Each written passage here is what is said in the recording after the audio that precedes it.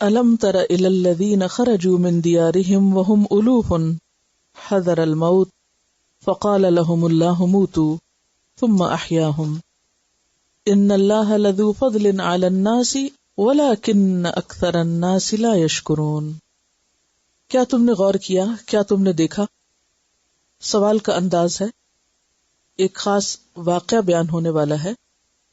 اس واقعے کے بیان ہونے سے پہلے سوال کا انداز انسان کے شوق کو بڑھاتا ہے اور انسان غور سے اور توجہ سے سننے کے لائق ہو جاتا ہے کہ ہاں ہم نے تو نہیں دیکھا، ہمیں تو نہیں معلوم، ہم تو نہیں جانتے. یعنی ایک تجسس بھی بڑھتا ہے، علم کی طلب بڑھتی ہے. تو الم تر الی الذین، کیا تم نے دیکھا ان لوگوں کو؟ کون تھے وہ لوگ؟ یا تو بنی اسرائیل یا پھر کوئی اور قوم جس کا یہاں ذکر نہیں. لوگ جو بھی ہوں، اصل بات یہ جاننا مقصود نہیں کہ وہ لوگ تھے کون. اصل چیز یہ دیکھنا مقصود ہے کہ اس واقعے میں ہمارے لیے یا ان لوگوں کے عمل میں ہمارے لیے کیا سبق ہے. تو الم تر الی الذین خرجوا من دیارہم وہم الوف، کیا تم نے دیکھا ان لوگوں کی طرف جو اپنے گھروں سے نکلے حالانکہ وہ ہزاروں کی تعداد میں تھے. کیوں نکلے تھے؟ حذر الموت، موت کے ڈر سے. موت کا ڈر کیوں ہوا ان کو؟ بعض روایات میں آتا ہے کہ وہاں طاعون کی بیماری پھیل گئی تھی. جیسے ایک حدیث میں بھی آتا ہے، اس بیماری یعنی طاعون کے ذریعے اللہ تعالیٰ نے تم سے پہلی قوموں پر عذاب نازل فرمایا. سو جب تم یہ سنو کہ کسی شہر میں طاعون پھیل رہا ہے تو وہاں نہ جاؤ، اور اگر کسی بستی میں یہ مرض پھیل جائے تو وہاں سے بھاگ کر نہ نکلو. بہرحال وہاں طاعون یا جو بھی وبائی مرض پھیلی تو وہ اس ڈر سے کہ یہ ہمیں بھی آ لے گی وہاں سے نکل کھڑے ہوئے. اور اگر اس سے مراد وبا نہ لی جائے، دشمن کا حملہ لیا جائے، اور قوم سے مراد یہاں یا لوگوں سے مراد بنی اسرائیل لیا جائے، تو یہاں کہا یہ جاتا ہے کہ بنی اسرائیل پر ان کی ہمسایہ قوم فلسطینیوں نے شدید قسم کا حملہ کیا جس میں بنی اسرائیل شکست کھا گئے، اور ان حملوں میں ان کے 34,000 افراد مارے گئے. 34,000 people were killed. تو جو باقی بچے وہ بھی ڈر گئے کہ کہیں ہم بھی نہ مارے جائیں، تو وہ ڈر کے بھاگ کھڑے ہوئے. بائبل میں آتا ہے کہ حشمت بنی اسرائیل جاتی رہی. بہرحال اسی حال میں تقریباً 20 سال گزرے تو لوگوں کو خیال آیا کہ آخر ہمیں یہ شکست کیوں ہوئی. تو انہوں نے اپنے نبی سموئیل سے کہا کہ ہم لٹ گئے ہیں، ہمیں بہت مشکل پیش آئی ہے، تو اس کا کوئی حل ہونا چاہیے جس کی تفصیل آگے کے واقعے میں آئے گی. تو بعض مفسرین کا خیال ہے کہ یہ دونوں واقعات دراصل ایک ہی واقعہ ہیں، یعنی ایک ہی قوم کی طرف اور ایک ہی خاص پس منظر میں سامنے آئے ہیں. تو بات یہ ہے کہ جب وہ موت کے ڈر سے بھاگے یا نکلے تو موت نے ان کو چھوڑا تو نہیں. فقال لهم اللہ موتوا، اللہ تعالیٰ نے فرمایا کہ مر جاؤ. تو اس سے کیا پتہ چلتا ہے کہ کوئی بھی شخص موت سے نہیں بھاگ سکتا. بعض اوقات آپ نے دیکھا ہوگا کہ ایک شخص ٹریول کر کے جہاں اس کی موت لکھی ہوتی ہے وہاں خود پہنچ جاتا ہے، اس کے ساتھ بیٹھے ہوئے اور لوگ بچ جاتے ہیں، صرف ایک وہی ان میں سے مرتا ہے. تو ایسا کیوں ہوتا ہے؟ تو بنیادی وجہ یہی ہے کہ موت کا وقت اور جگہ لکھی ہوئی ہے، تو جب جس پر موت آنی ہے وہ تو آنی ہے، اس سے کوئی بھاگ نہیں سکتا. تو موت کا خوف انسان کے اندر بزدلی پیدا کرتا ہے. تو بنی اسرائیل کے اندر چونکہ ایمان کمزور ہو چکا تھا، لہذا موت کا خوف بھی زیادہ تھا. فقال لهم اللہ موتوا، جہاں گئے وہاں بھی مر گئے.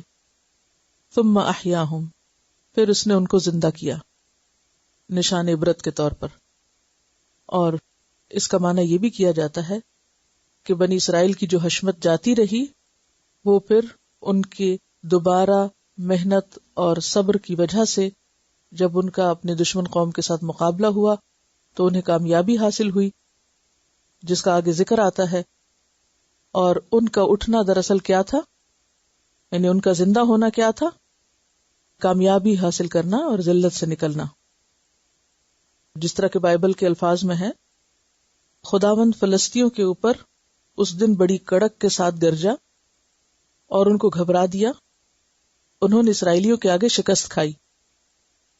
اس سے یہ پتہ چلتا ہے کہ مرنے سے مراد بنی اسرائیل کی حشمت کا جاتے رہنا، اور زندہ ہونے سے مراد بنی اسرائیل کے دشمن کا شکست کھانا اور ان کا دوبارہ عروج پکڑنا. ان اللہ لذو فضل علی الناس، بے شک اللہ تعالیٰ اپنے بندوں پر بڑا فضل کرنے والا ہے. ولکن اکثر الناس لا یشکرون، لیکن اکثر لوگ شکر ادا نہیں کرتے. یعنی اللہ تعالیٰ تو بندوں پر اپنا انعام کرنا چاہتا ہے، لیکن بندے نعمتوں کی قدردانی نہیں کرتے، شکر گزار نہیں ہوتے، لہذا مشکلات میں مبتلا ہوتے ہیں. کیونکہ کسی بھی ملی ہوئی نعمت پر شکر کرنا نعمت میں اضافے کا سبب بنتا ہے، نعمت کی بقا کا سبب بنتا ہے. بعض اوقات انسان دیکھتا ہے نا کہ وہ کسی خاص چیز کا طلبگار ہوتا ہے اور وہ اس کو نہیں ملتی، تو کیا ہوتا ہے، اس کے اندر ایک فرسٹریشن اور ایک غصہ اور ایک غم آنے لگتا ہے. تو ایسے میں انسان پھر کیا کرے؟ اس کو یہ سوچنا چاہیے کہ مجھے کیا ملا ہوا ہے، میرے پاس ہے کیا.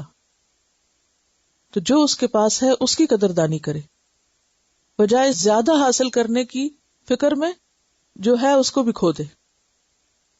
دیکھیں نا کہ بعض اوقات مثلاً مال ہے، یہ کوئی بھی چیز جو آپ چاہتے ہیں، وہ آپ کو اتنی نہیں ملی جتنی آپ چاہتے ہیں، لیکن کچھ ہے، تو آپ ناشکری کیا کر رہے ہیں اب کہ وہ جو تھوڑی ملی ہے اس کو بھی بھول گئے اور اس کی بھی قدردانی نہیں کر رہے، صرف اس انتظار میں کہ زیادہ ملے تو میں راضی ہوں، اور اگر میری مرضی کی نہیں ملی تو میں ناراض ہوں. پھر تو یہ جو ناراضگی ہے اور یہ جو شکایت ہے اور یہ جو شکوہ ہے، یہی ناشکری ہوتی.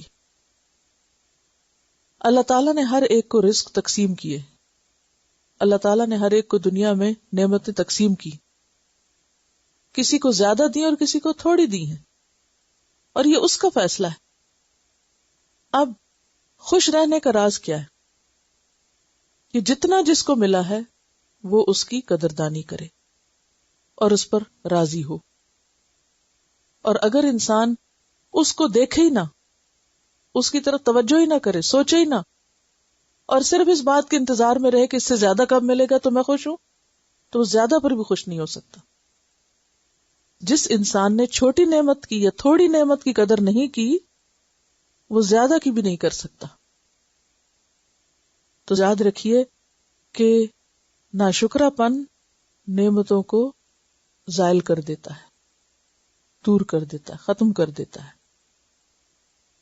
تو یہاں پر اللہ تعالیٰ کیا فرماتے ہیں کہ اللہ کے تو بندوں پہ بڑے احسانات ہیں، لیکن بندے ان احسانات کو مانتے ہی نہیں اور ان پر شکر گزار نہیں ہوتے. اب اس خاص واقعے کے آخر میں یہ بات کیوں فرمائی گئی کہ بنی اسرائیل کو اللہ نے چنا تھا، عروج دیا، نبوت دی، بادشاہت دی، بہت کچھ دیا، لیکن انہوں نے ہمیشہ اللہ تعالیٰ کی نافرمانیاں کی اور ان نعمتوں کی قدر نہ کی. اور پھر یہی حال اکثر لوگوں کا ہے کہ وہ نعمت پا کر شکر گزار نہیں ہوتے. نتیجہ کیا ہوتا ہے کہ سب کچھ چلا جاتا ہے ہاتھ سے. وَقَاتِلُوا فِي سَبِيلِ اللَّهِ، اور جنگ کرو اللہ کے راستے میں. وَاعْلَمُوا، اور جان لو، ان اللہ سمیع علیم، کہ بے شک اللہ تعالی سننے والا ہے، جاننے والا ہے. اب یہ حکم کس لیے دیا گیا؟ جیسا کہ آپ جانتے ہیں کہ مسلمان پہلے مکہ میں تھے، وہاں ان پر حالات بہت تنگ تھے، پھر انہوں نے ہجرت کی، مدینہ میں آئے، کچھ امن ہو گیا. اب انہوں نے یہ سمجھا کہ حالات بدل گئے ہیں، لیکن اب بھی جو دشمن ہے وہ بار بار پیچھے آ رہا ہے. اب فوجی حملے شروع ہو گئے، اب پھر سکون ختم ہو گیا ہے. اور اگر دیکھا جائے تو انڈیویجول لیول پر بھی انسان کی زندگی میں ایک کے بعد ایک مرحلہ، ایک کے بعد ایک آزمائش آتی رہتی، کیونکہ دنیا جنت نہیں ہے، آرام کا گھر نہیں ہے کہ یہاں انسان اپنی آئیڈیل لائف گزارے. یہ تو ٹیسٹ ہے. تو اجتماعی طور پر بھی قوموں کی زندگی میں ایسا ہی ہوتا ہے. اب کیا ہوا کہ مکہ میں مسلمانوں کو تکلیف تھی، مدینہ میں ہجرت کے بعد تھوڑا امن ہوا، لیکن پھر بھی مکمل امن نہیں ملا. اب یہاں آ کر مسلمانوں کو مزید قربانیاں کرنی پڑی، اور ان قربانیوں میں جان کی قربانی بھی تھی اور مال کی بھی تھی. یعنی وقتاً فوقتاً جو جنگ ہو رہی تھی ایک کے بعد ایک، تو اس میں انہیں اللہ کے راستے میں جان و مال خرچ کرنے کے لیے ابھارا جا رہا ہے. اسی لیے یہاں پر کیا فرمایا گیا؟ کون ہے جو اللہ کو قرض دے؟ اور یہ قرض کہہ کے جو قربانی مانگی جا رہی ہے، یہ دراصل خالصتاً دین کے راستے میں دی جانے والی قربانی ہے. کون ہے جو اللہ کو قرض دے؟ قرضاً حسناً، اچھا قرض، یعنی جو اللہ کے دین کی خاطر اپنا مال یا جان یا وقت لگائے اور خوبصورت طریقے سے، بغیر کسی شکوے کے، بغیر کسی غصے کے، بغیر کسی اپنے اوپر اس کو بلائے جان سمجھتے ہوئے. اب ظاہر ہے کہ مسلمان اپنے گھروں سے جو نکالے گئے تھے، کس لیے نکالے گئے تھے؟ کیوں نکالے گئے تھے مکہ سے؟ اور یہ آگے جو بنی اسرائیل پہ مشکل حالات آئے، اخرجنا من دیارنا وابنائنا، یہ تو ان کی اپنی ذاتیوں کی وجہ سے تھے، لیکن مسلمانوں پر جو مشکل آئی تھی وہ کس لیے تھی؟ اسلام کی خاطر.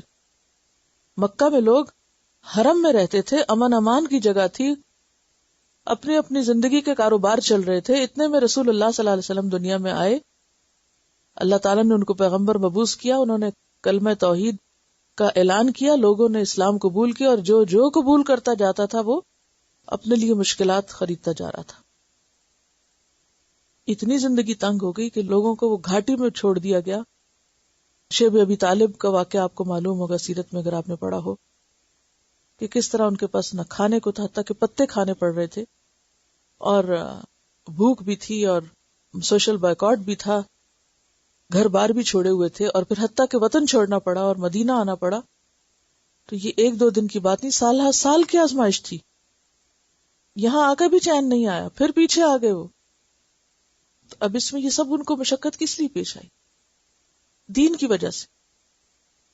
اب مزید کہا جا رہا ہے کہ جو تمہارے پاس مال ہے وہ بھی دے دو، کچھ تو چھوڑ آئے ہو، جو اگر آ کے یہاں کچھ کمایا پھر لاؤ. یعنی کس درجے کی قربانی ہے؟ کچھ بھی نہیں باقی ان کے پاس، ہر چیز اللہ کے راستے میں دے دی، حتیٰ کہ جب جان دینے کا موقع ہے تو اس کے لیے بھی حاضر ہو گئے. یہ سب کچھ کس طرح ممکن ہوا؟ صرف اس وقت کہ جب انسان کا اللہ پر یقین اور ایمان ہو کہ جو میں اس کی خوشی کی خاطر دوں گا اور برداشت کروں گا، اللہ اس پر مجھے کئی گنا زیادہ اجر کے ساتھ لوٹائے گا. تو اسی لیے فرمایا من ذا الذی یقرض اللہ قرضا حسنا فیضاعفہ لہ اضعافا کثیرہ، تو وہ اس کے لیے اس کو بڑھا چڑھا کر دے کئی گنا زیادہ کر کے اس کو واپس لوٹائے. واللہ یقبض، اور اللہ قبض کر لیتا، نہیں لے لیتا، ویبسط، اور پھیلا دیتا ہے، یعنی زیادہ دے دیتا ہے. وَإِلَيْهِ تُرْجَعُونَ، اور اسی کی طرف تم سب لوٹائے جاؤ گے. اب یہ جو بات ہے نا کہ وہ کم بھی کر دیتا ہے اور زیادہ بھی کر دیتا ہے. یبسطو کا لفظ ہے نا، بے صاد یا بے سین توئے سے، بسطہ کا مطلب ہوتا ہے پھیلا دینا، کشادہ کر دینا، کھول دینا، یعنی زیادہ دینا، اور تنگ کر دیتا ہے. تو سوال یہ پیدا ہوتا ہے کہ رزق تنگ کب ہوتا ہے اور رزق کھلتا کب ہے؟ یقبض کیوں ہوتا ہے؟ ایک تو یاد رکھیے کہ رزق کی تقسیم اللہ کی طرف سے ہے. بعض اوقات انسان کوشش بھی کرتا ہے تو جتنا اس کو ملنا اتنا ہی ملنا ہے، آپ کو وہی ملے گا جو آپ کے مقدر کا لقمہ ہے. لیکن قرآن و سنت سے ہمیں کچھ اور باتیں بھی پتہ چلتی ہیں کہ رزق میں برکت بھی ہوتی ہے، رزق زیادہ بھی ہوتا ہے، اور رزق کم بھی ہوتا ہے. تو اس کے لیے ہم دیکھتے ہیں کچھ احادیث جس سے ہمیں پتہ چلے گا کہ رزق کم کب ہوتا ہے اور زیادہ کب ہوتا ہے. مثلا حدیث میں آتا ہے، صحیح حدیث ہے کہ ہر روز آسمان سے 2 فرشتے اترتے ہیں. ہر روز صبح آسمان سے 2 فرشتے اترتے ہیں اور وہ دونوں ایک ہی دعا کرتے رہتے ہیں. ان کا اور کوئی کام نہیں، وہ صرف دعا کرتے ہیں. کیا؟ اللہم آتی منفقا خلفا، اللہم آتی ممسکا تلفا، کہ اے اللہ دینے والے کو اور دے، دینے والے کو دے، اس کے پیچھے اور لیا. وآتی ممسکا تلفا، اور روکنے والے کا ضائع کر دے، اس کو تلف کر دے، اس کا نقصان کر دے. یہ فرشتے ہر روز دعا کرتے ہیں. تو اس سے پتہ چلتا ہے کہ جس انسان کے دل میں وسعت ہوتی ہے اللہ تعالیٰ اس کے رزق میں بھی وسعت پیدا کر دیتا ہے، اور جس کے دل میں بخل ہوتا ہے، جس کا دل تنگ ہوتا ہے، تو پھر رزق میں بھی تنگی ہو جاتی ہے. یعنی یہ ایک فیکٹر ہے. اور تلف میں کیا ہوتا ہے؟ آپ نے اکثر دیکھا ہوگا کہ جو چیز ہم کسی کو نہ دیں اور بچا کے اپنے لیے رکھے تو کیا ہوتی؟ ضائع ہو جاتی، خراب ہو جاتی، پرانی ہو جاتی، آؤٹ ڈیٹڈ ہو جاتی، آؤٹ آف فیشن ہو جاتی ہے، استعمال کے قابل نہیں رہتی. اور اگر آپ کسی کو دے دیتے ہیں تو اللہ تعالیٰ اس سے بہتر آپ کو لوٹاتا ہے. پھر اسی طرح حدیث میں فیاض اور بخیل شخص کی مثال اس طرح بیان کی گئی کہ جیسے 2 لوگ ہوں اور دونوں نے اپنے اوپر لوہے کی قمیص پہنی ہوئی ہو، جیسے زرہ ہوتی ہے نا، زرہ پہنی ہوئی ہو، اور ان کے ہاتھ جو ہیں وہ یہاں جکڑے ہوئے ہوں، یعنی سینے سے بندھے ہوئے ہوں. تو ان میں سے جو خرچ کرتا ہے اور ہاتھ پھیلاتا ہے، دیتا ہے، تو اس کا ہاتھ کھلنے لگتا ہے. تو وہ جس طرح دیتا جاتا ہے اس کے اوپر جو لباس ہوتا ہے وہ بھی کھلتا چلا جاتا ہے، اور جہاں تک دیتا ہے زیادہ بڑھاتا ہے تو اس کا لباس بھی بڑھ جاتا ہے. حتیٰ کہ حدیث میں آتا ہے کہ اس کے انگلیوں تک کو ڈھانپ لیتا ہے اور پاؤں کے پور تک ڈھانپ لیتا ہے، یعنی وہ پورا اللہ کی حفاظت میں آ جاتا ہے ایک طرح سے. یعنی وہ صدقہ اس کے لیے پروٹیکشن بن جاتا ہے. یعنی جتنا وہ دیتا ہے اللہ تعالیٰ اتنا ہی اس کو بھی اور دیتا ہے. اور جو بخیل ہوتا ہے جب بھی وہ دینے کا ارادہ کرتا ہے تو اس کا دل گھٹ جاتا ہے، لہٰذا وہ لباس کھلنے کی بجائے اور تنگ ہو جاتی ہے. سینے کے ساتھ ہاتھ بندھے ہونے کا مطلب کیا؟ جو وہ بخل زیادہ ہوتا ہے وہ شخص سکڑ جاتا ہے، یعنی رزق بھی ساتھ سکڑنے لگتا ہے، تو زیادہ ہونے کی بجائے کم ہو جاتا ہے. تو واللہ یقبض و یبسط، اور یہ اللہ ہی کے ہاتھ میں ہوتا ہے، کسی بندے کے ہاتھ میں نہیں ہوتا. کوئی کسی کے لیے زیادہ یا کم نہیں کر سکتا، یہ اللہ ہی کے ہاتھ میں ہے. اس کے شان نزول میں ایک روایت آتی کہ جب قرآن پاک میں یہ آیت نازل ہوئی کہ مثل الذین ينفقون اموالهم فی سبیل اللہ کمثل حبۃ انبتت 7 سنابل فی کل سنبلۃ 100 حبۃ، کہ ان لوگوں کی مثال جو اپنے مال اللہ کے راستے میں خرچ کرتے ہیں اس کی مثال ایک دانے کی طرح ہے کہ جس سے 7 بالیاں نکلے اور ہر بالی میں 100 دانے ہوں، اور اللہ تعالیٰ جس کے لیے چاہتا اور بڑھاتا ہے. تو آپ صلی اللہ علیہ وسلم نے دعا کی کہ یا رب میری امت کو اس سے بھی زیادہ دے. تو اس پر اللہ تعالیٰ نے فرمایا من ذا الذی، کہاں ہے زیادہ لینے والے، کہاں رہتے ہیں وہ، کون ہے؟ یقرض اللہ قرضا حسنا، جو بغیر کسی مفاد کے صرف اللہ کے دین کی خاطر قربانی کریں اور اللہ کو قرض حسنا دے اور اچھی طرح دے. فیضاعف لہ اضعافا کثیرہ، اب یہ جو اضعافا کثیرہ ہے یہ ان لمیٹڈ ہے، کہ وہ پھر ان کے لیے اتنا بڑھائے جتنا وہ سوچ بھی نہ سکے، بہت زیادہ بڑھائے. اور بڑھاتا بھی اللہ ہے اور گھٹاتا بھی اللہ ہے. واللہ یقبض ویبسط، اللہ ہی قبض کرتا ہے اور اللہ بھی بڑھاتا ہے. اور جیسے کہ حدیث میں آتا ہے ما نقصت صدقۃ من مال، یعنی صدقہ دینے سے مال کم نہیں ہوتا، دینے سے کم نہیں ہوتا. جیسے ایک اور حدیث میں آتا ہے کہ جب کوئی حلال کمائی میں سے ایک لقمہ بھی اللہ کے راستے میں خرچ کرتا ہے تو اللہ تعالیٰ اس کو اس طرح پالتا اور بڑھاتا ہے جیسے تم میں سے کوئی اپنے بچھیرے کو پالتا ہے. بچھیرا کیا ہوتا ہے؟ گھوڑے کے بچے کو کہتے ہیں. بچڑا میں نے نہیں کہا، بچھیرا کہا ہے. بچڑا گائے کا بچہ ہوتا ہے.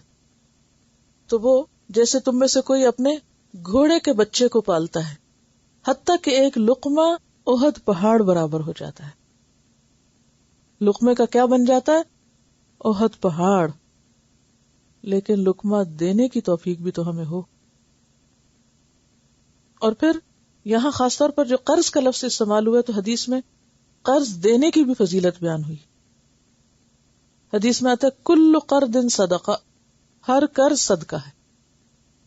یعنی جب کوئی انسان کسی کو قرض دیتا ہے تو واپس دنیا میں تو اتنا ہی ملتا ہے، اتنا ہی لوٹتا ہے، لیکن اللہ کے ہاں ہر روز اس کے برابر کا جتنا کسی نے دوسرے کو قرض دے رکھا ہے وہ صدقہ لکھا جا رہا ہوتا ہے. اور ایک اور روایت میں آتا ہے ایک دفعہ کا قرض 2 دفعہ صدقے کے برابر ہوتا ہے. یعنی قرض کا 1 روپیہ اور صدقے کا 1 روپیہ، اجر میں قرض کا جو روپیہ ہے وہ دگنا ہوتا ہے. کیوں؟ صدقہ تو جب انسان دیتا ہے نا تو اس کے دل میں ایک اطمینان، تسکین ہوتی ہے کہ میں نے اپنا صدقہ دیا ہے اور میرے لیے یہ فائدہ مند ہے اور اس کا مجھے اجر و ثواب ملے گا، اور ایک اور کیفیت ہوتی ہے. اور پھر صدقہ دے کر انسان فارغ ہو جاتا ہے، بھول جاتا ہے نا، دیا ختم. لیکن جب قرض دیتا ہے انسان تو اس میں بعض اوقات لینے والا صدقے کا مستحق تو نہیں ہوتا، وہ وقتی ضرورت کے لیے لے رہا ہوتا ہے، تو انسان کو اس طرح کی سیٹسفیکشن نہیں ہوتی. پھر چونکہ اس میں نیت واپس لینے کی ہوتی ہے تو وہ ایک مستقل غم لگا رہتا ہے کہ اگر اس نے واپس نہ دیا تو کیا ہوگا. تو عموماً قرض دینا زیادہ مشکل ہوتا ہے صدقہ دینے سے بھی. یعنی صدقہ دینا نسبتاً پھر آسان ہوتا ہے قرض دینے سے. تو یہاں پر قرض کی بات کی گئی، اور قرض جو ہے اس کا بھی اجر و ثواب ہے. اور پھر خصوصاً جو قرض اللہ کو دے دیا جائے اور جس کا بدلہ اللہ سے لینا ہو، وہ پھر اجر میں کتنا بڑا ہوگا. پھر فرمایا الم تر الی الملأ من بنی اسرائیل. اب یہاں بعض مفسرین نے اس کو 2 الگ واقعات کی شکل میں بیان کیا اور بعض نے اس کو ایک ہی کنٹینیویشن بتایا کہ جب بنی اسرائیل کا، اگر پیچھے جس قوم کا ذکر ہے اسے بنی اسرائیل مانا جائے، تو جب بنی اسرائیل کے اوپر دشمنوں کے حملے ہوئے اور ان کے گھر بار لٹ گئے اور وہ بھاگ کے دوسری جگہ چلے گئے، تو پھر ان کے جو کچھ سمجھدار لوگ تھے یا بڑے لوگ تھے ان کو خیال آیا کہ یہ ہماری حالت ایسے کیوں ہو رہی ہے، کیوں نہ ہم اپنے آپ کو آرگنائز کریں، منظم کریں، اور ہمارے لیے کوئی لیڈر ہو جس کی قیادت میں ہم لڑیں، جنگ کریں اور ہم اپنی عزت واپس لائیں. تو اس کی طرف یہاں اشارہ ہے. کیا تم نے دیکھا نہیں الی الملأ من بنی اسرائیل، بنی اسرائیل کے کچھ سرداروں کی طرف یا کچھ لوگوں کی طرف، یعنی اس وفد کی طرف، کیا تم جانتے اس کے بارے میں، من بعد موسیٰ، جو موسیٰ علیہ السلام کے بعد آئے تھے. یعنی یہ موسیٰ علیہ السلام کے بعد کا واقعہ ہے.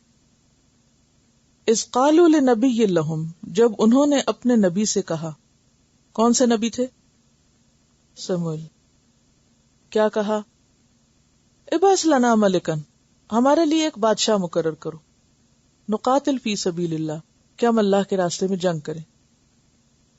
یعنی ہمیں ہماری فوج کی تنظیم کرنے والا کوئی سربراہ ضروری ہے جو ہمیں ٹرین کرے اور پھر ہمیں ہمارا ملک اور ہماری شان و شوکت واپس دلائے. تو نبی چونکہ ان کے حالات جانتے تھے تو انہوں نے ان سے کہا قال هل عصیتم ان کتب علیکم القتال الا تقاتلوا، کہیں ایسا تو نہیں ہوگا کہ اگر تم پر جنگ فرض کر دی گئی تو تم جنگ سے بھاگ نکلو، پھر تم ایسا نہ کرو. قالوا وما لنا الا نقاتل فی سبیل اللہ، کہنے لگے آخر کیوں نہ ہم اللہ کے راستے میں جنگ کریں گے. وقد اخرجنا من دیارنا وابنائنا، حالانکہ ہم نکال دیے گئے اپنے گھروں سے اور اپنے بیٹوں سے. فلما کتب علیہم القتال، تو جب ان پر جنگ فرض کی گئی تو نبی کی بات سچی ہوئی. تولوا، وہ منہ موڑ گئے. الا قلیلا منہم، مگر ان میں سے بہت تھوڑے بچے. واللہ علیم بالظالمین، اور اللہ ظالموں کو خوب جانتا ہے. اب یہاں پر آپ دیکھیے کہ جیسے کہ اس آیت سے پتہ چل رہا ہے کہ موسیٰ علیہ السلام کے بعد کا واقعہ ہے. تو روایات میں آتا ہے کہ موسیٰ علیہ السلام کی وفات کے بعد ان کے جو شاگرد تھے وہ نبی بنے تھے. کون تھے وہ؟ یوشع بن نون. یوشع بن نون کے بعد کالب نام کے پیغمبر آئے، پھر حزقیل، حازا قاف یہ لام کے. جب حزقیل فوت ہوئے تو حزقیل تک کچھ حالات بہتر تھے، جب وہ فوت ہوئے تو ان کے اندر بہت بدعات کا رواج ہو گیا، حتیٰ کہ بت پرستی تک پھر آ گئی. پھر اللہ تعالیٰ نے ان کے اندر الیاس علیہ السلام کو مبعوث کیا، ان کے بعد الیسع علیہ السلام کو، جو کہ قرآن پاک میں ذکر بھی آتا ہے. اور ہوا یہ کہ اس دوران ان پر عمالقہ نے چڑھائی کی، جالوت جہاں سے تعلق رکھتا تھا، اور بڑے زور آور اور بہت ہی طاقتور قسم کے لوگ تھے. تو یہ مصر اور فلسطین کے درمیان ایک قوم تھی. وہ ان پہ غالب آ گئے، ان کے بچے قید کیے، ان کی تورات چھین لی گئی، ان کا وہ باکس جو تھا وہ ان سے لے لیا گیا. تو اس کے بعد پھر سموئیل نام کے نبی جو تھے وہ مبعوث ہوئے، جن کا ذکر پہلے میں کر چکی ہوں کہ کس طرح ان کی والدہ نے ان کو بیت المقدس بھجوا دیا تورات کا علم حاصل کرنے کے لیے، اور پھر وہ چنے گئے. جب وہ پیغمبر ان کی طرف بھیجے گئے تو پھر کچھ لوگوں کو خیال آیا کہ ہمیں اپنا ملک واپس لینا چاہیے اور اپنے اس ذلت سے باہر آنا چاہیے. تو اس پر کیا ہوا؟ اس پر ہوا یہ کہ جب ان پر جنگ فرض کر دی گئی تو ان میں سے بہت سے لوگ منہ موڑ گئے، اور اس پر پیغمبر نے کیا کہا کہ اللہ کو خوب پتا ہے کہ ظالم کون ہے. اب آپ دیکھیے کہ کسی قوم کے زوال یافتہ ہونے کی یہ علامت ہے کہ پہلے وہ ایک چیز کا مطالبہ کرے، اور پھر جب وہ کام ان کو دے دیا جائے، یعنی پہلے شوق سے ذمہ داری کو دعوت دے. آج ہم مسلمانوں کا حال بھی تو یہی ہے نا، کہ ہم جہاں دین کا کام ہو یا دین کی خدمت کی بات ہو تو ہم میں سے اکثر لوگ بہت جذباتی باتیں کرتے ہیں. ہم تو اللہ کے نام پہ کٹنے مرنے کو تیار ہیں، ہم تو سب کچھ قربان کرنے کو تیار ہیں، لیکن جب وقت آتا ہے تو پھر بہت سے بہانے آ جاتے ہیں. تو یہاں پر بھی کچھ یہی حال تھا ان کا. اب کیا ہوا؟ وقال لهم نبیہم، ان کے نبی نے ان سے کہا، ان اللہ قد بعث لکم طالوت ملکا، کہ اللہ نے تمہارے لیے اب وہ جرنیل مقرر کر دیا ہے، بادشاہ مقرر کر دیا جس کا نام طالوت ہے. طالوت کا نام بائبل میں ساؤل آتا ہے، اور یہ بنیامین کے قبیلے کا ایک شخص تھا. کہا جاتا ہے کہ 30 سال کی ان کی عمر تھی، بہت ہی خوبصورت اور قداور تھے، اور علم بھی بہت تھا ان کے پاس. قالوا انا یکون لہ الملک علینا، لیکن بنی اسرائیل کے سردار اس پر راضی نہیں. وہ سمجھ رہے تھے کہ شاید ہم میں سے کسی کو مقرر کیا جائے گا، اسی لیے انہوں نے کہہ بھی دیا وَنَحْنُ أَحَقُّ بِالْمُلْكِ مِنْهُ، ہم اس سے زیادہ بادشاہت کے حقدار ہیں طالوت سے. وَلَمْ يُؤْتَ سَعَةً مِّنَ الْمَالِ، اس کو تو مال کی وسعت بھی نہیں ملی، اس کے پاس تو پیسہ نہیں ہے. قَالَ إِنَّ اللَّهَ اصْطَفَاهُ عَلَيْكُمْ، لیکن پیغمبر نے جو فیصلہ سنانا تھا وہ سنا دیا. اب دیکھیے کہ جو بھی زوال یافتہ لوگ ہوتے ہیں نا، ان کی خاص علامت تنگ نظری ہوتی ہے. دل کا چھوٹا ہونا، تنگ نظر ہونا. تنگ نظر ہونا کیا ہوتا ہے؟ یعنی تھنکنگ بھی شیلو تھنکنگ. شیلو تھنکنگ کیا ہوتی ہے؟ نیرو تھنکنگ، نیرو مائنڈیڈنس جسے کہتے ہیں. چھوٹا دل، سپرفیشلی سوچنا، چیزوں کو بس صرف ظاہری طور پر دیکھنا، گہرائی میں جا کے دیکھنے کی صلاحیت نہ ہونا. تو وہ صرف مادی طور پر دیکھ رہے تھے کہ طالوت کے پاس مال نہیں ہے، اور اس کی جو باقی صلاحیتیں تھیں وہ انہیں نظر نہیں آ رہی تھی. تو ترقی یافتہ لوگ جو ہوتے ہیں ان کی علامت کیا ہوتی ہے کہ ان کی سوچ، ان کا ہورائزن بھی بڑا ہوتا ہے، اور وسیع و نظر ہوتے ہیں، اور تعصب سے خالی ہوتے ہیں، پریجوڈس نہیں ہوتے، بایس نہیں ہوتے. وہ فیصلے مصلحتوں سے اوپر ہو کے کرتے ہیں. وہ مفادات پر بیسڈ فیصلے نہیں کرتے کہ ہمیں یہاں سے یہ فائدہ ہوگا لہٰذا ہم یہ کام یوں کر لیں. وہ اعلیٰ سوچ کے مالک ہوتے ہیں، اعلیٰ چیزوں کو سامنے رکھ کے فیصلے کرتے ہیں. اب یہاں اللہ نے ان کے لیے فیصلہ کیا طالوت کا، اور وہ اس جھگڑے میں پڑ گئے کہ اس کے پاس مال نہیں ہے، اس لیے وہ نہیں حقدار ہو سکتا اس بادشاہت کا. کیونکہ عام طور پر بادشاہت کے ساتھ کیا کانسیپٹ ہے؟ انتہائی رچ ہونے کا بھی نا. قالوا انا یکون لہ الملک علینا ونحن احق بالملک منہ ولم یؤت سعۃ من المال قال ان اللہ اصطفاہ علیکم. وہ بالکل متاثر نہیں ہوئے ان کی ان اختلافی بحثوں سے اور ان باتوں سے. کہنے لگے مانتے ہو یا نہیں مانتے، اللہ نے اس کو تم پہ چن لیا ہے، اور تمہیں نظر نہیں آتا وزادہ بسطۃ فی العلم والجسم، کہ اللہ نے اس کو علم اور جسم میں وسعت دی ہے. یعنی جسمانی اعتبار سے بھی مضبوط ہے اور علم میں بھی زیادہ ہے. تو اس سے کیا پتہ چلتا ہے کہ لیڈرشپ میں دونوں چیزیں ہونی چاہیے، کہ انسان کے پاس علم بھی ہو اور جسم و جان کی قوت بھی ہو. خالی علم بھی کچھ نہیں کرتا اور خالی قوت بھی کچھ نہیں کرتی. کیونکہ اگر کسی کے پاس علم ہے اور عمل کی صلاحیت ہی نہیں، عمل کے وقت وہ سویا ہوا ہے، تو پھر تو کسی کام کا نہیں اس کا علم. علم وہی فائدہ مند ہے. یعنی علم کیا ہے اصل میں؟ ایک خزانہ ہے جو کس میں آتا ہے؟ انسان کے اندر آتا ہے نا. ٹھیک ہے. انسان کا جسم کیا ہے؟ برتن ہے. جسم کیا ہے؟ برتن. اور علم کیا ہے اس میں؟ خزانہ یا جو بھی چیز ہے. اب اگر برتن میں کیپیسٹی نہیں ہے، برتن اس قابل ہی نہیں، برتن ہی کچا ہے، تو کیا ہوگا؟ ٹوٹ جائے گا، علم بہ جائے گا. اسی طرح اگر کسی کے پاس علم ہے لیکن اس پر عمل کرنے کی اس کے پاس صلاحیت ہی نہیں یا کروانے کی نہیں، تو ایسا شخص لیڈر نہیں ہو سکتا. لیڈرشپ کے لیے دونوں کوالٹیز ضروری ہیں. لیڈرشپ صرف مال کی وجہ سے نہیں ہوا کرتی. قال ان اللہ اصطفاہ علیکم وزادہ بسطۃ فی العلم والجسم واللہ یؤتی ملکہ من یشاء، اور اللہ اپنی حکومت جس کو چاہتا ہے دیتا ہے. واللہ واسع علیم، اور اللہ وسعت والا ہے، علم والے. نہیں، اللہ تعالیٰ جس طرح سوچتا ہے اور علم پر مبنی جس طرح اس کے فیصلے ہیں وہ تمہارے نہیں، لہذا تمہاری یہ سارے اعتراضات بیکار ہیں اور اللہ کے فیصلے کو تمہیں تسلیم کرنا ہوگا. وقال لهم نبیہم، اور ان کو ان کے نبی نے کہا. کیا کہا؟ ان آیت ملکہ، اس کی حکومت یا اس کی بادشاہت کی علامت. کس کی بادشاہت کی علامت؟ طالوت کی.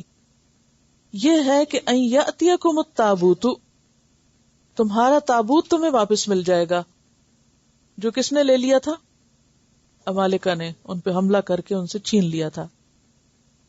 فیہ سکینۃ، اس میں سکینت ہے. سکینت کس چیز کی؟ کہ جب وہ واپس آئے گا تو تمہیں یقین آ جائے گا، اطمینان ہو جائے گا کہ ہاں واقعی طالوت کو بادشاہ بنانے کا فیصلہ درست تھا. فیہ سکینۃ من ربکم، اس میں سکینت ہے تمہارے رب کی طرف سے. اور ویسے بھی صرف طالوت کی بادشاہت پر ہی سکینت نہیں، بلکہ جو اس میں تبرکات تھے وہ بھی ان کے لیے سکینت کا باعث تھے. جیسے آپ دیکھیے کہ اگر کوئی خوف کا وقت ہو اور قرآن پاک آپ کے پاس ہو تو آپ کو کیسی کیفیت ہوتی ہے؟ ہاں، ایک سکون ہوتا ہے نا. مثلا آپ قرآن پاک گود میں لے کے بیٹھے ہو، خدا نہ خواستہ کسی ایسی جگہ میں زلزلہ آ رہا ہے تو کیا ہوگا اس وقت؟ صرف وہ قرآن کے پاس ہونے سے اور نہ ہونے سے فرق پڑتا نا کیفیت میں. تو ان تبرکات کے ہونے سے وہ جو تسکین کی کیفیت ہے اس کی طرف اشارہ ہے. وَبَقِيَّةٌ مِّمَّا تَرَكَ آلُ مُوسَىٰ وَآلُ ہارون، اور آل موسیٰ اور آل ہارون جو کچھ چھوڑ گئے، یعنی ان تبرکات میں سے جو نسل در نسل آگے جا رہے تھے. تحملہ الملائکہ، اسے فرشتے اٹھا کے تمہارے پاس لے آئیں گے. اس سے کیا پتہ چلتا ہے کہ جب ایک بندہ اللہ کے راستے میں نکلتا ہے، اگرچہ اس کا سخت امتحان ہوتا ہے، لیکن اگر وہ ثابت قدم رہتا ہے تو اللہ تعالیٰ ایسے بندے کی مدد فرشتوں سے کرتا ہے. ان الذین قالوا ربنا اللہ ثم استقاموا تتنزل علیہم الملائکۃ الا تخافوا ولا تحزنوا، کہ نہ تم خوف کرو اور نہ تم غم کرو. تو ان فی ذلک لآیۃ لکم، اس میں تمہارے لیے بہت بڑی نشانی ہے. ان کنتم مومنین، اگر تم مومن ہو. کیا نشانی؟ کیا نشانی ہے تم سب کے لیے اس میں؟ اگرچہ خاص معنی اس قوم کی طرف اشارہ ہے کہ تمہارے لیے ایک نشانی ہے، لیکن ہر ایک کے لیے اس میں کیا نشانی ہے؟ اگر تم اللہ کے فیصلوں کو قبول کر لو گے. طالوت کو بادشاہ بنانے کا فیصلہ اللہ کا فیصلہ تھا. تو اسی طرح آپ دیکھیے کہ یہ تو خاص کانٹیکسٹ میں، لیکن بعض اوقات عام حالات میں بھی ہماری زندگی میں کئی فیصلے ہوتے ہیں نا. مثلا آپ دیکھیے کہ کوئی بھی فیصلہ آپ کرتے ہیں زندگی میں، کوئی خاص ڈگری لینے کا، کہیں کو خاص پڑھنے کا، شادی کا، کوئی گھر خریدنے کا، کئی فیصلے کرتے ہیں نا آپ، یا نہیں؟ اچھا، بعض اوقات کیا ہوتا ہے فیصلہ کر لیتے ہیں، اس وقت تو آپ مطمئن ہوتے ہیں، بعد میں آپ ریگریٹ شروع کر دیتے ہیں کہ یہ کیوں ہوا، یا اس فیصلے کو قبول نہیں کرتے. یا اچانک کوئی بیماری آ جاتی، کوئی مصیبت آ جاتی، اب آپ کہتے ہیں یہ کیوں ہو رہا ہے، فیصلہ قبول نہیں ہے آپ کو اللہ کا، یعنی تقدیر پہ راضی نہیں. تو تقدیر پہ ناراض ہونے سے انسان مسلسل بے چینی کا شکار رہتا ہے، کیونکہ یہ اللہ کیا لکھا ہوا تھا، ایسا ہونا تھا، ہو گیا. اب آپ دیکھیے اب کیا ہوتا ہے، عسیٰ ان تکرہوا شیئا وہو خیر لکم. اب طالوت کو وہ ایکسپٹ نہیں کر رہے تھے ایز اے لیڈر، پھر کیا ہوا، طالوت ہی کے ذریعے ان کو ان کی کھوئی ہوئی عظمت واپس، حشمت واپس ملی. وہ خیر لکم، یعنی آپ سوچیں نا کہ وہ خود بڑے معزز اور بڑے سردار اور بڑے لوگ تھے، بڑے مالدار تھے، انہوں نے خود مطالبہ کیا تھا ہمیں کوئی لیڈر ملے، لیڈر مل گیا طالوت جیسا جس کے پاس مال نہیں تھا. اب ظاہر ہے کہ لیڈر کی اطاعت کرنی ہے، اس کی بات مانی، اب وہ مان ہی نہیں پا رہے، ایکسپٹ نہیں کر رہے، مینٹل بیریئر ہے نا، ایکسپٹ نہیں کر رہے. اس کو عام روزمرہ زندگی میں آپ دیکھیے، یعنی بعض اوقات آپ کسی جگہ پہ جاب کرتے ہیں، کام کرتے ہیں، یا کسی کے انڈر کام کرتے ہیں، تو آپ کے لیے مشکل ہوتی ہے کسی کا حکم ماننا، کسی کی بات ماننا. تو کوئی بھی اللہ کا فیصلہ ایسا قبول کر لینا اپنے نفس کے خلاف، وہ دراصل کیا ہے، چاہے وہ چیز ناپسند ہو، لیکن اگر انسان اس کو اللہ کا فیصلہ سمجھ کے قبول کرتا ہے تو ایک وقت آتا ہے کہ اسی چیز کے اندر سے بے شمار خیر و بھلائیاں نکلتی ہیں. آپ کو معلوم ہے کہ کھجور کا درخت جو ہے وہ تقریباً 30 سال میں میچور ہوتا ہے اور 200 سال تک پھل دیتا ہے. جی، اور یہ جو آپ پھول لگائے ہوئے باہر، یہ کتنے 100 سال چلیں گے؟ 2 دن میں نکل آئے اور 2 ہفتے رہ لیں گے یا 2 مہینے رہ لیں گے بس. یعنی ایک پودا وہ جو جلدی گرو کر لیتا ہے، جلدی نتیجہ نکل آتا ہے، جلدی اس میں سے فروٹس نکلتے ہیں، اور ایک پودا ہے وہ 30 سال تک کوئی نہیں پھل دے رہا اور آپ کو صرف اس پہ خرچ کرنا پڑ رہا ہے یا آپ کو انتظار کرنا پڑ رہا ہے. لیکن جب ایک دفعہ وہ شروع ہوتا ہے تو پھر 200 سال تک پھل دیتا رہتا ہے، اور بعض درخت اس سے بھی زیادہ دیتے ہیں. انسان عموماً جلد باز ہے، وہ کیا چاہتا ہے، ہر چیز فوراً ٹھیک ہو اور میری مرضی کے مطابق ہو.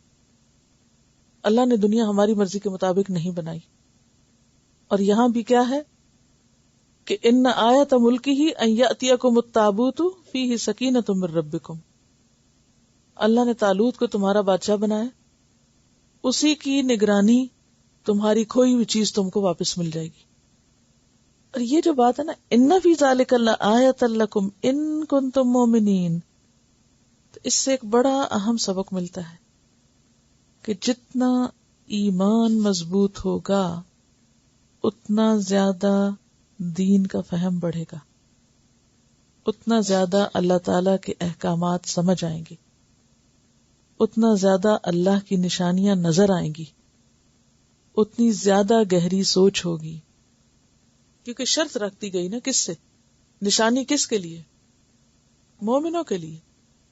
ایمان شرط ہے، آیات کس کو سمجھ آتی، مومنوں کے لیے. اللہ کی باتیں تو سچی ہیں لیکن سب کی سمجھ میں نہیں آتی، اللہ کے فیصلے سچے ہیں لیکن سارے لوگ نہیں مانتے، وہ الجھتے ہی رہتے ہیں کہ یہ کیوں ہے اور یہ کیوں ہے. تو ایسا کرنے میں صرف اپنا ہی نقصان ہے.